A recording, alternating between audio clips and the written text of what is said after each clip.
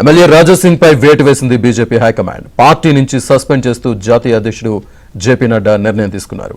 Party నుంచి suspend చేసిన Raja Singh MLA అభ్యర్థిత్వంపై speaker ఫిర్యాదు విషయంలో ఎలాంటి నిర్ణయం తీసుకుంటారో అన్న ఉత్కంఠ నెలకొంది.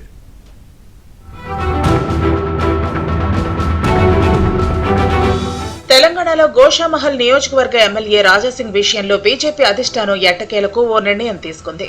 రాజాసింగ్ రాజీనామాను జాతీయ అధ్యక్షుడు జేపీ నడ్డా ఆమోదించారు.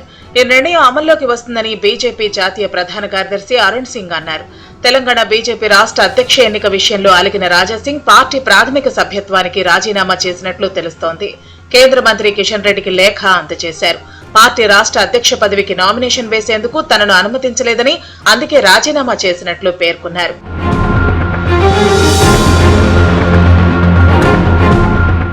ఇటీవల బీజేపీకి రాజాసింగ్ చేసిన రాజీనామాను ఆ పార్టీ జాతీయ అధ్యక్షుడు జేపీ నడ్డా శుక్రవారం ఆమోదించారు. ఈ నేపథ్యంలో రాజాసింగ్ ఎక్స్ లో పోస్ట్ చేశారు. హిందుత్వ భావజాలంతో దేశానికి ప్రజలకు సేవ చేయాలనే లక్ష్యంతో సరిగ్గా 11 ఏళ్ల క్రితం బీజేపీలో చేరానని ట్వీట్ లో పేర్కొన్నారు. పార్టీ తనను నమ్మి తెలంగాణ అసెంబ్లీ ఎన్నికల్లో వరుసగా 3 సార్లు గోషామహల్ ఎమ్మెల్యే టికెట్ ఇచ్చిందన్నారు.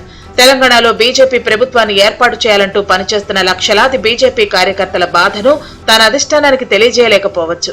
పదవి, అధికారం, వ్యక్తిగత లబ్ధి కోసమో రాజీనామా చేయలేదని ట్వీట్ లో పేర్కొన్నారు. తాను హిందుత్వం కోసమే పుట్టానని, చివరి శ్వాస వరకు దానికోసమే పనిచేస్తానని రాజాసింగ్ పేర్కొన్నారు. మా రాష్ట్రీయ అధ్యక్ష వారు నా రిజైన్ ని వాళ్ళు యాక్సెప్ట్ చేసినారు. కానీ ఇవాళ నుంచి కంటిన్యూగా నా దేశానికి, నా భారతదేశానికి హిందూ రాష్ట్రంగా చేయాలని, గోమాతని రక్షించడానికి, లవ్ జిహాద్ కానీ అన్ని విధాలుగా ప్రతి ఒక్క హిందూ కార్యకర్తకి ఒక ఛత్రపతి శివాజీ మహారాజ్ లాగా తయారు చేయడానికి ఇప్పటి నుంచి నేను ఇంకా అగ్రెసివ్గా నేను పనిచేస్తానని ప్రతి ఒక్క హిందూ కార్యకర్తకి నేను హామీ ఇస్తున్నాను. ఏ కార్యకర్త కూడా భయపడొద్దు, ఏ కార్యకర్త కూడా బాధపడొద్దు.